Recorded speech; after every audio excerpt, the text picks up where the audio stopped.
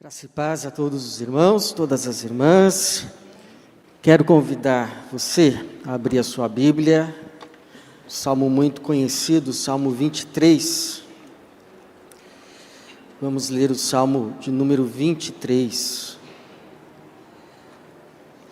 A partir do versículo de número 1, leremos até o verso de número 6. Salmo 23, versículo 1 ao versículo de número 6.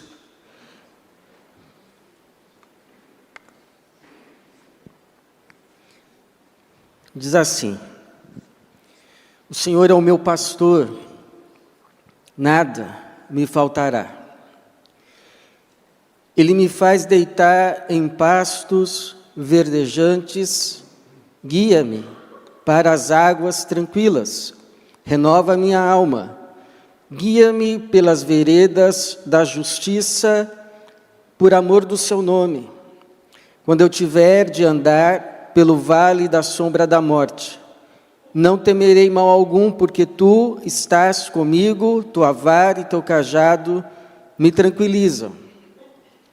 Preparas para mim uma mesa diante dos meus inimigos, unges a minha cabeça com óleo, o meu cálice transborda, bondade e misericórdia certamente me seguirão todos os dias da minha vida, e habitarei na casa do Senhor para todo sempre, ou por longos dias. Obrigado, Senhor, pela tua palavra. Pedimos que mais uma vez o Senhor a renove em nosso entendimento, em nosso coração, que ela produza o fruto pelo qual ela foi enviada pelo próprio Senhor, para a nossa salvação e para o nosso bem, e para a tua glória. No teu nome mesmo, o nome de Jesus. Amém. Você sabe que o Salmo 23 é um dos salmos mais conhecidos da Bíblia, não apenas entre os crentes, mas também entre não crentes. Não raro podemos vê-lo escrito em quadros ou quadrinhos nas paredes. Podemos ver uma parte dele, um dos seus versículos, bordado num pano de prato. Antigamente era maior costume colocar versículos como adesivos nos carros, e eu já vi o Salmo 23, 1, o Senhor é o meu pastor, nada me faltará. E é bem possível que muitos aqui o possam recitar de cor. Talvez não fosse nem necessário a leitura, de tantas vezes que você o ouviu e ele já está aí, entranhado na sua alma, no seu coração, na sua memória. Agora, interessante também são as possíveis abordagens que podemos ter para com o Salmo 23, a mais tradicional, a mais conhecida, é vê-lo do começo ao fim como o relacionamento da ovelha com o seu pastor, ou do pastor com a sua ovelha. E quem faz isso enxerga, por exemplo, até o cálice que transborda, para manter a metáfora do pastor com a ovelha. Enxerga, inclusive, o cálice que transborda como um grande bebedouro, repleto de águas, para que as ovelhas bebam dele com fartura. Uma outra possibilidade é ver três figuras de Deus no Salmo. Então, de fato, no verso 1 e 2, a figura do pastor com a ovelha, o Senhor é o meu pastor, nada me faltará. Ele me faz deitar em pastos verdejantes, me guia às águas tranquilas, a figura do Deus pastor. Mas no verso 4 a 5, já é o Deus guia, porque Ele guia-me pelas veredas da justiça, Ele guia-me no vale da sombra da morte.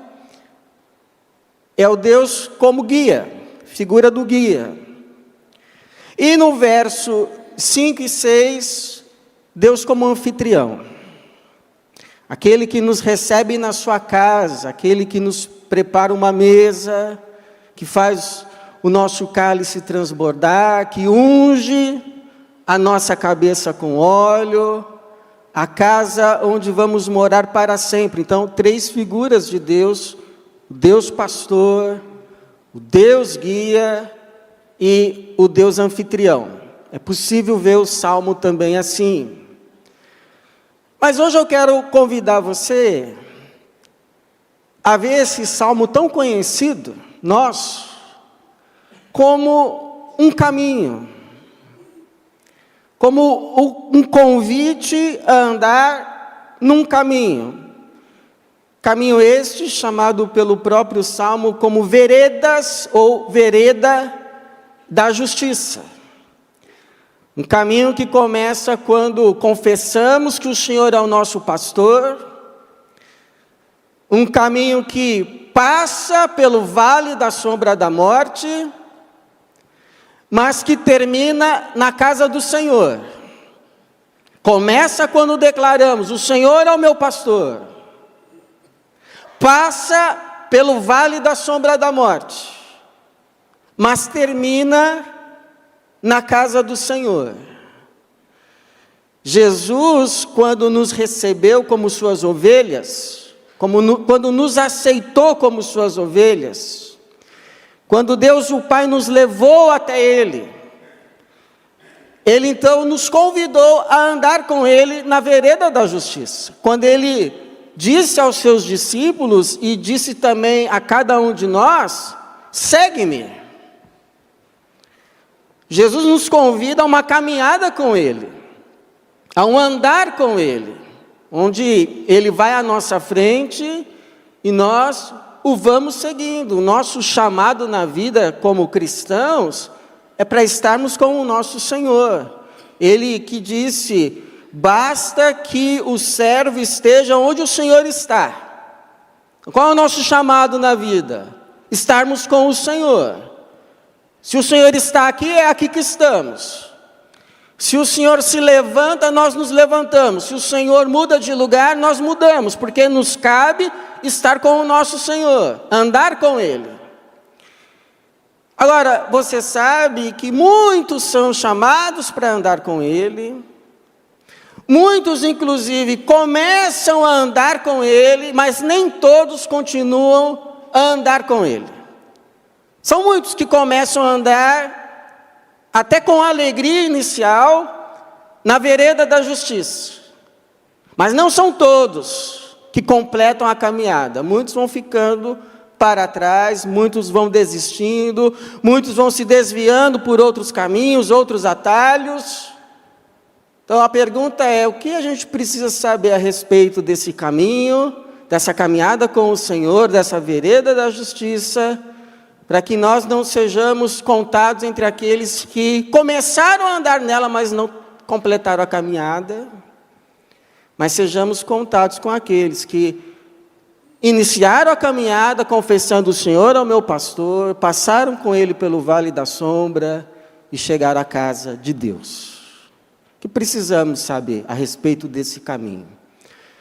Então, a primeira verdade, irmãos, é que esse caminho, a vereda da justiça, não nos isenta de tribulações. Tem gente que vem para o caminho achando: bom, agora que eu estou nesse caminho, eu estou livre das tribulações comuns da vida, porque agora eu sou filho de Deus, agora eu ando com Jesus. Não necessariamente. Eu me lembro, eu trabalhava num estúdio, e o meu chefe sabia que eu era crente, e um dia ele me veio me provocar com uma notícia no jornal, uma manchete. Na manchete estava aparecendo assim um carro boiando numa enchente, e e no vidro do carro o adesivo: o Senhor é o meu pastor, nada me faltará.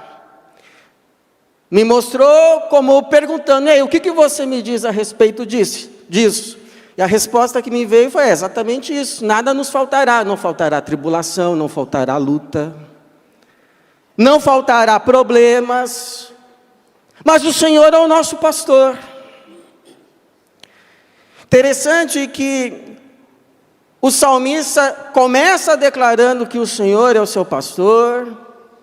Aí ele vai para o versículo de número 2, ele diz que esse pastor o está guiando às águas tranquilas. No versículo 3, ele vai dizer que esse caminho é o caminho da vereda da justiça. Até aqui tudo certo. Agora, chega já no verso 4, ele já está no vale da sombra da morte, considerando a possibilidade de passar pelo vale da sombra da morte. Então o que aconteceu? Será que ele saiu da vereda da justiça? Por isso que não chegou às águas tranquilas, mas acabou caindo no vale da sombra da morte? De forma alguma, antes que a vereda da justiça passa pelo vale da sombra. Por quê? Porque é um caminho reto. Não é um caminho que faz curvas. Não é um caminho que, quando se depara com o deserto, se desvia dele.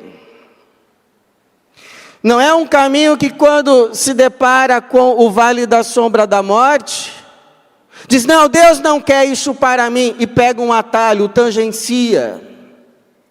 Não é um caminho que, quando chega ao campo da batalha, volta para trás, mas segue em frente.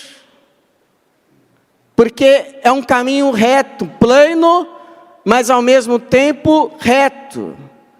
A diferença entre esse caminho e qualquer outro caminho é que este passa pelo vale da sombra da morte, não termina nele, não acaba nele. Eu me lembro de um irmão que, tempos atrás, por trabalhar numa certa instituição que estava sendo investigada pela polícia, ele começou a ser investigado, teve o seu laptop apreendido, e ele, andando honestamente, fazendo aquilo que era correto, mas o fato de andar pela vereda da justiça não impediu que ele adentrasse esse vale da sombra. Foram dias longos, dias difíceis, dias tenebrosos. Mas sabe o que a polícia encontrou? Nada. Porque não havia nada. Porque ele andou na vereda da justiça. Então não tinha nada o que encontrar. A vereda da justiça passou pelo vale, mas não acabou nele. Passou. Então quem anda nessa vereda da justiça passa por vales, passa por desertos, mas passa. Não morre nele, de forma que uma hora só enxerga o vale, só enxerga o deserto, só enxerga o campo da batalha, se olhar para trás, mas passou. Então, quando você passar por provações, ou por estar andando no caminho da justiça, ou apesar de estar na vereda da justiça, não estranhe isso como se fosse algo anormal. Mas, Senhor, eu estou andando no seu caminho, porque talvez estas provas sejam apenas prova de que você de fato está na vereda da justiça. No mundo tereis aflições. No mundo tereis aflições. Seria muito estranho andarmos num mundo que jaz no maligno, sempre em mar de rosa. Num mundo cujo príncipe é o maligno, e a gente sempre se dando bem. Seria muito estranho. Seria de se duvidar que de fato estamos andando na vereda da justiça. Me diga um profeta, me diga um apóstolo que andou por esse mundo e não passou por tribulações? Me diga um. Então seria muito estranho acharmos que andar com Jesus seria um caminho sem aflições. Se você quer um caminho sem aflições, a sua caminhada não é com Jesus. Porque o apóstolo Pedro vai dizer assim: não estranheis a provação que como fogo vos sobrevém, como se vos estivesse acontecendo alguma coisa estranha. Mas alegrai-vos por serdes participantes dos sofrimentos de Cristo, para que também vos alegreis e exulteis na revelação da sua glória. Como o apóstolo Paulo disse, se com Ele sofremos, sofremos porque estamos com Ele andando, para que com Ele também sejamos glorificados. Então tem um preço para andar com Jesus. Aquele que quiser vir após mim, tome a sua cruz. Vai passar pelo vale, vai passar pelo deserto, mas não vai terminar nele.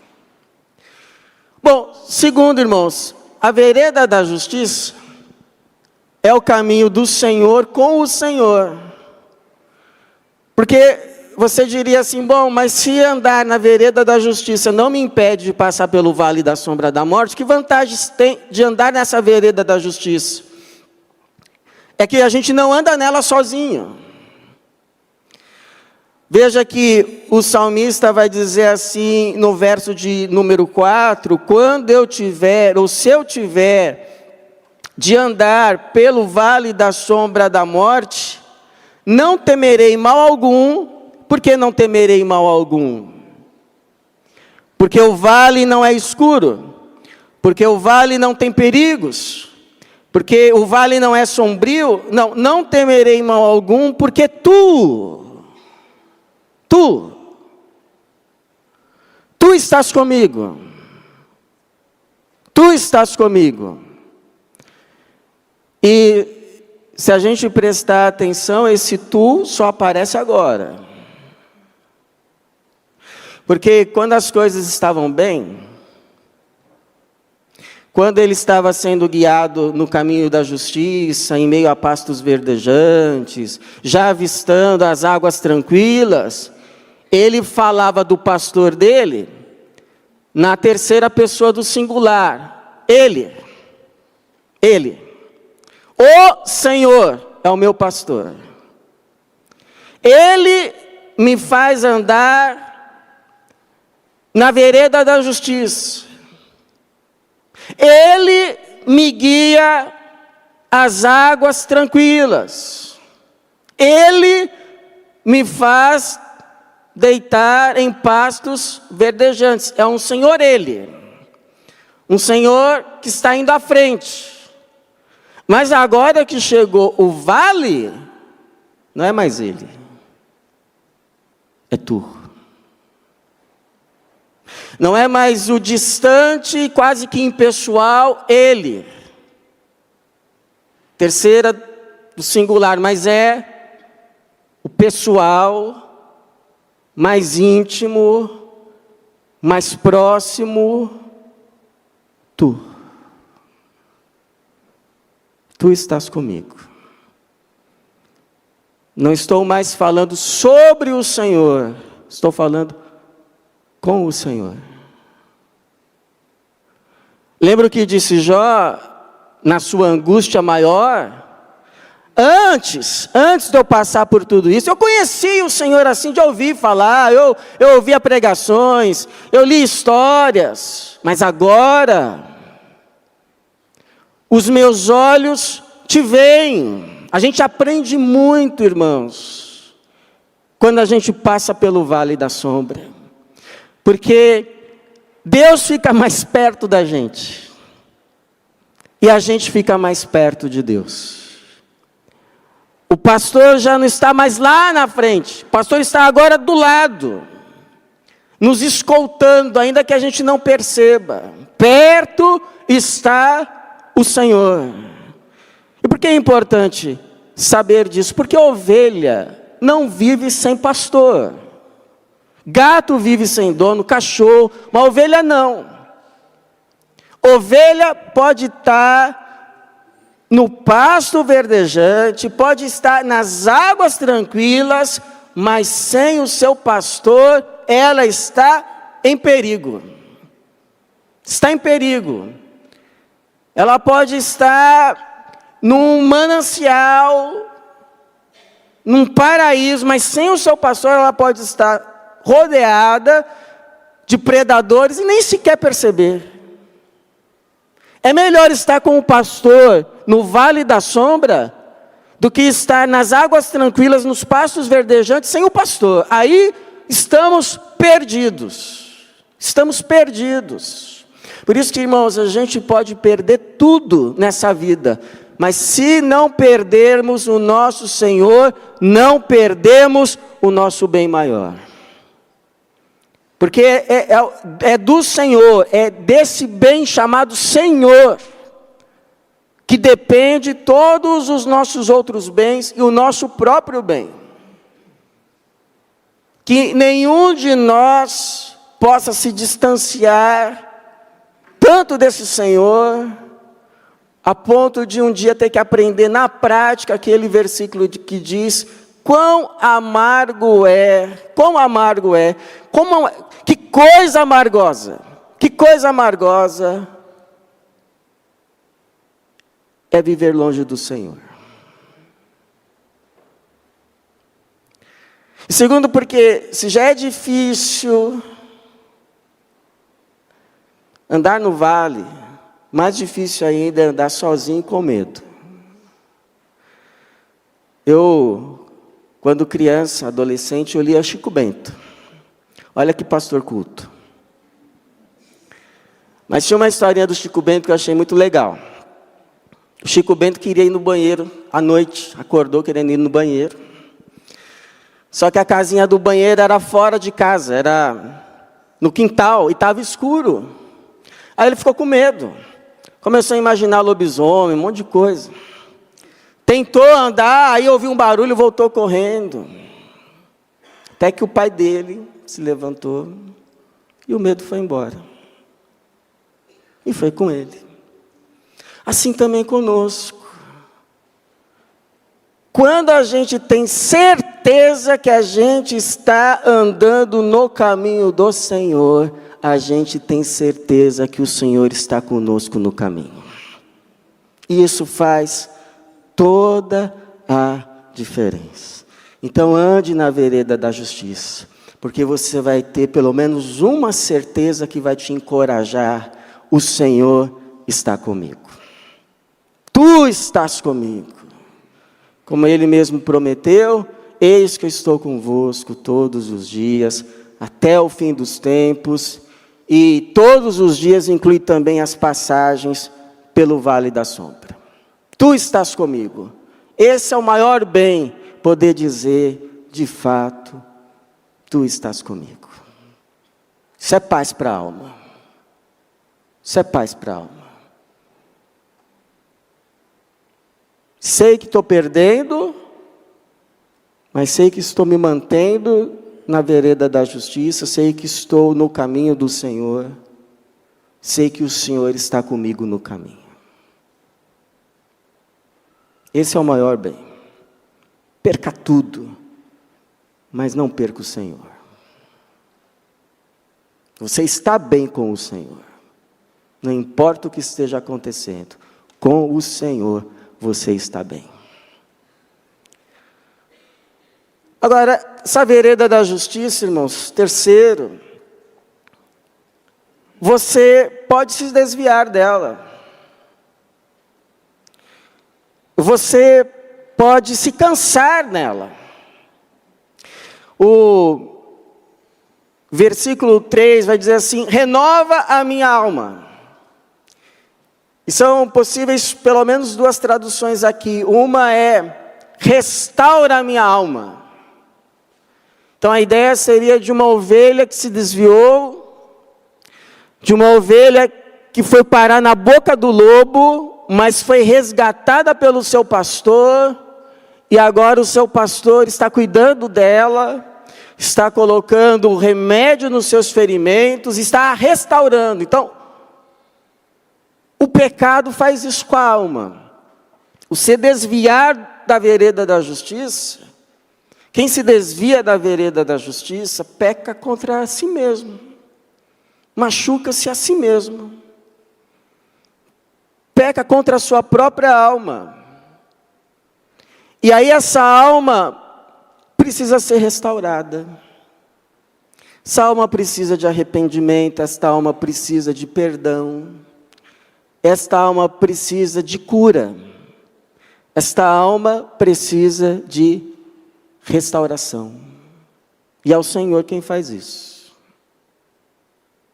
Agora, a gente pode traduzir também como refrigera a minha alma, que é a tradução que a gente mais conhece. Refrigera a minha alma. Aí a figura, então, não é de uma ovelha que se desviou, mas é de uma ovelha que se cansou no caminho. Não é que ela se cansou da vereda da justiça, mas se cansou na vereda da justiça. E ela precisa de alento, ela precisa de alívio. Ela precisa ser refrigerada. Você já se sentiu assim, com a tua alma cansada? Você precisando de um alento, você precisando de um ar, você se sente oprimida, oprimido, a sua alma precisando de um alívio, sua alma precisando de um descanso, o seu ser precisando de um alento. Então a Bíblia fala de algumas coisas que trazem alento à tua alma. Sabe o que traz alento à nossa alma? A Bíblia diz que uma das coisas que traz alento à nossa alma é uma boa notícia. Uma boa notícia. Provérbios 15:30.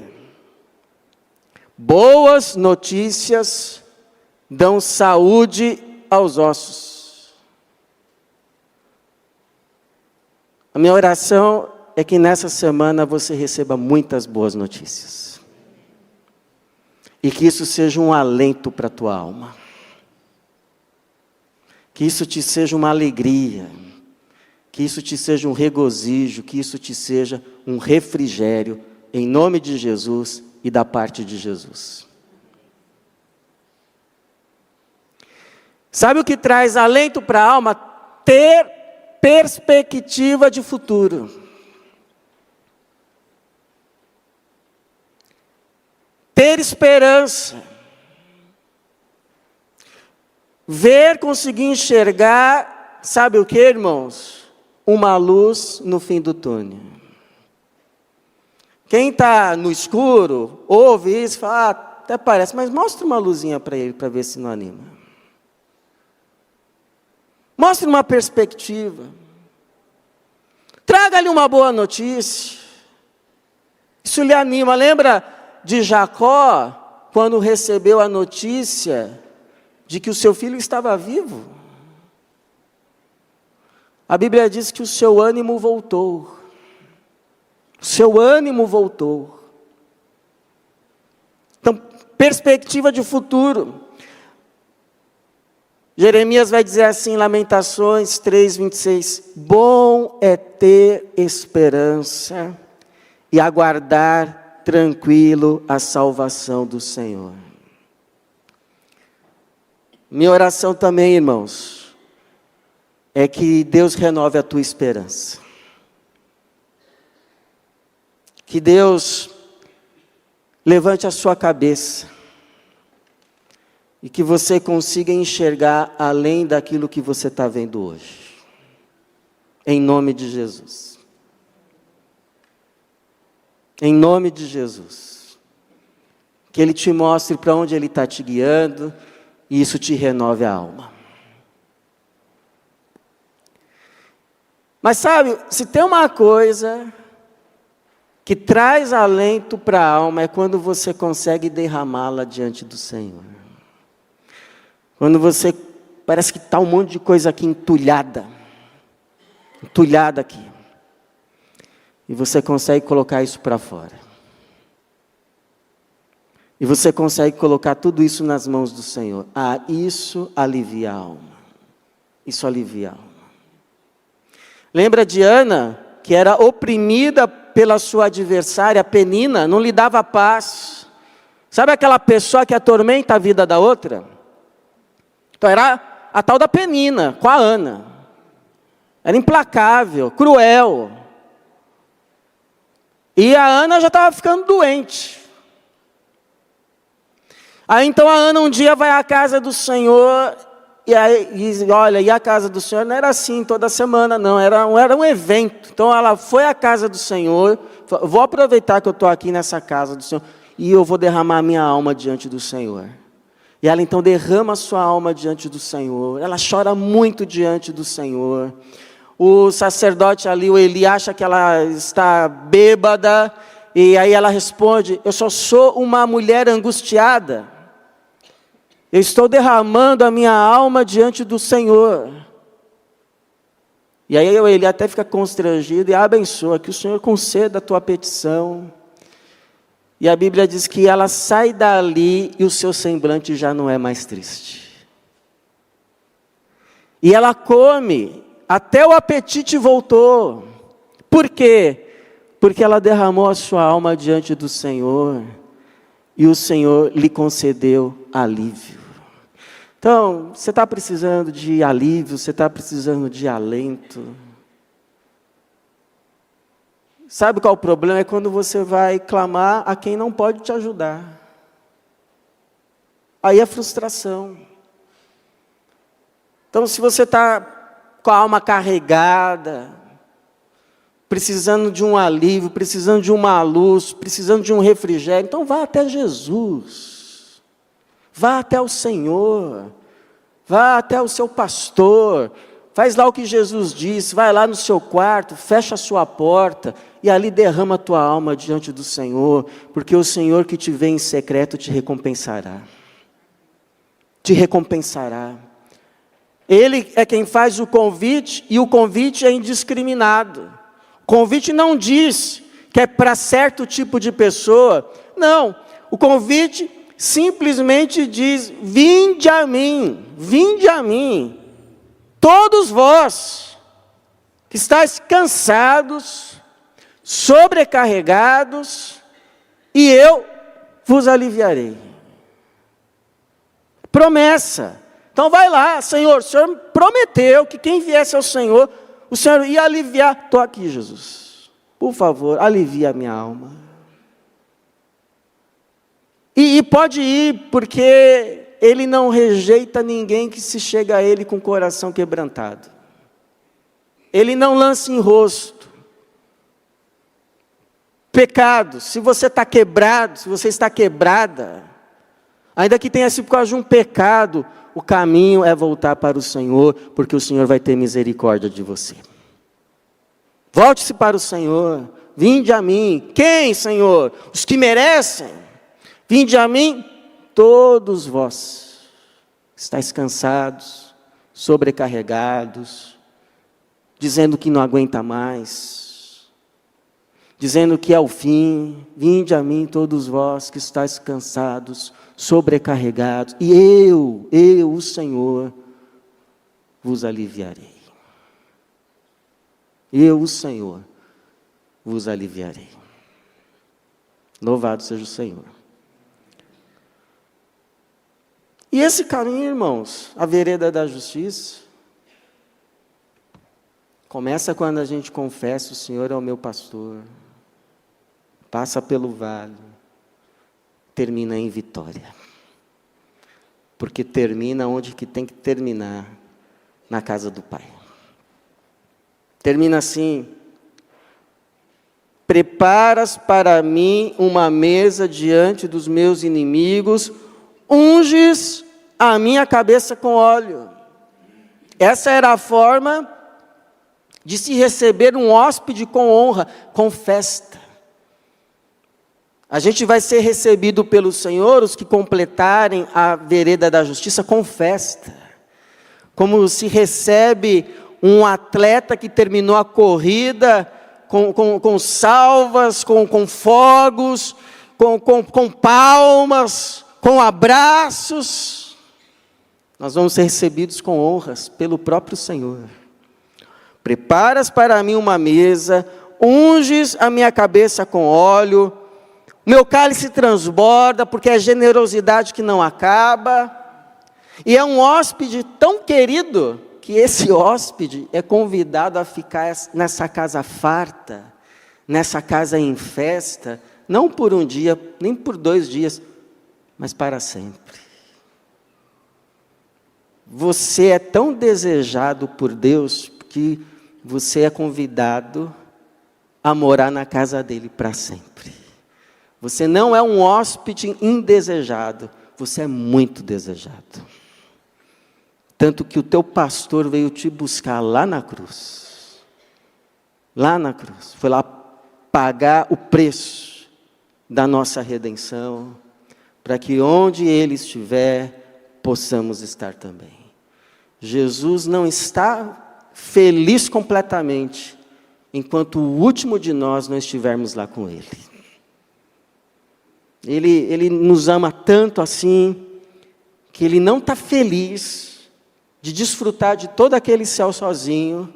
Aquele céu só vai ser céu para Jesus quando você estiver lá. Jesus é bom demais, irmãos.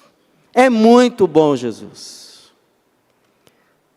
Esse hóspede é convidado a ficar para sempre. Bondade e misericórdia certamente me seguirão todos os dias da minha vida, e habitarei na casa do Senhor para todo sempre. Que Senhor bom, que Senhor que nos ama, que nos quer morando com Ele, na casa dEle, para sempre, para todo sempre. Então, a vereda da justiça é o caminho para casa. Não é bom, depois de um longo e cansativo dia de trabalho, quando a gente chega em casa? Não é bom? Quando a gente chega, pode fechar a porta atrás de nós. Então, quando terminar a vereda da justiça, por mais difícil que ela tenha sido, por mais vales que ela tenha passado, quando terminar a vereda da justiça, a alma vai se sentir finalmente chegando em casa. Ela vai poder tirar os sapatos e poder dizer: cheguei. Finalmente, cheguei. Finalmente, tudo aquilo que eu procurava. Cheguei. Então, lembra o que Jesus disse: não se turbe o vosso coração, ou não se perturbe. Não deixe inquieto o teu coração. Crede em Deus, crede também em mim. Na casa do meu Pai há muitas moradas, eu vou preparar lugar. E se eu for e preparar lugar, e eu voltarei para vós, porque eu não quero a minha casa vazia. Eu voltarei para vós, para que onde eu esteja, vós estejais também. É muita glória, é muita bondade, é muita beleza. É Jesus. Esse é o nosso Jesus. Então, a vereda da justiça começa quando a gente declara: o Senhor é o meu pastor. Passa pelo vale da sombra. Meu pastor dizia que no dia da morte, a única coisa que o dinheiro vai fazer para você é comprar um terno, e a única coisa que a família vai poder fazer é chegar até a sepultura. Só Jesus vai passar com a gente pelo vale da sombra e nos levar até Deus. Então começa quando eu confesso: O Senhor é o meu pastor. Passa pelo vale da sombra, mas termina na casa do Senhor, onde vamos habitar por longos dias e para sempre. A minha oração é que nessa semana você ande na vereda da justiça. Que você passe pelo que você tiver que passar, ainda que seja o vale da sombra da morte. E que no final dessa vereda nós sejamos recebidos com festa pelo próprio Senhor. Pois ele diz assim, o salmista: tu me guias com teu conselho e depois me recebes com honra. Que assim seja na minha vida, na tua vida, para a glória de Jesus. Amém. Deus seja louvado, irmãos. Louvado seja o nome do Senhor.